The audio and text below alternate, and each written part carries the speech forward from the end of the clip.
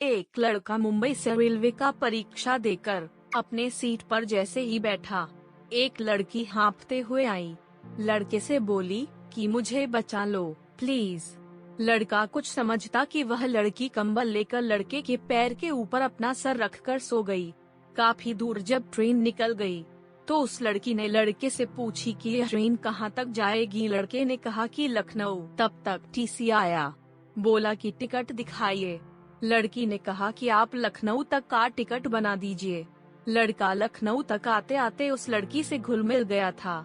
Train जब Lucknow station पर रुकी तो उस लड़के से बोली कि मैं इस शहर में नई हूँ, मेरे एक रिश्तेदार रहते हैं, लेकिन बैग में पता रखते समय भूल गई। आप 2-4 दिन अपने घर मुझे रख लीजिए। लड़के ने कहा कि ठीक है। जब लड़का अपने घर पहुँचा, घर की बेल बजाई तो लड़के की बहन देखकर हैरान रह गई कि भैया परीक्षा देने गया था तो रिजल्ट भी साथ लाया है। लड़के ने लड़की की मजबूरी बताई, घर वाले राजी हो गए।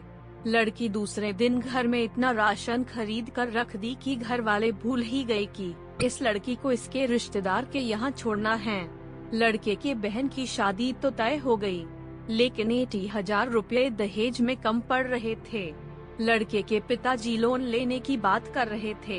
इतनी में वह लड़की बोली कि बाबूजी, आप लोन मत लीजिए, हम आपको दे देंगे।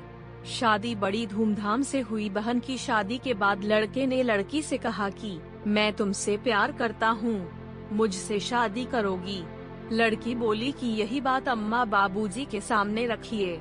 लड़के ने कहा कि यह बात अम्मा बाबूजी जी से राय लेकर बोला हूँ। लड़की सबके सामने बोली कि मेरे बारे में बगैर जाने ही आप लोग शादी के बारे में सोच लिए। सच्चाई जानने के बाद क्या आप मुझसे शादी करेंगे? वह बताई कि मुंबई के रेड लाइट एरिया के कोठे की वेश्या की बेटी हूँ। जब मुझे मालूम हुआ कि मेरी कीमत लग गई है तो माँ से बोली कि इस दलदल में मुझे मत डालो। मुझे पढ़ा लिखा कर क्या यही करने के लिए सोची हो? मुझे मेरी माँ ने कहा कि बेटी तू ग्राहक आने से पहले कहीं भाग जा। तब मैं भागकर यहाँ आ गई। यह सुनकर सबके पांव तले जमीन खिसक गई और उस लड़की से बोलना बंद कर दिए। यह बात तत्काल बेटी को ससुराल में मालूम हुई। लड़की अपने पति से बोली कि मुझे अपने मायके जाना है। वह अपने मायके जैसे ही पहुँची, लड़की अपना कपड़ा समेटकर घर से निकलने वाली थी। लड़की ने कहा कि कहाँ जा रही हो तो वह बोली कि भगवान जाने। इतना कहकर वह फट-फट कर रोने लगी। लड़की अपने माता पिता भाई से बोली कि आप लोग बहुत गिरे इंसान हो। आज 2 साल से यह साग सब्जी राशन पानी लाई, तब गंदी नहीं थी। जब मेरे शादी में 80,000 दी तब गंदी नहीं थी। मेरे शादी का सारा सामान खरीद कर मुझे दी, तब गंदी नहीं थी। ये जेवर बनवा कर मुझे दी, तब गंदी नहीं थी। मेरे शादी में सारा खर्च जब यह उठाई तो गंदी नहीं थी।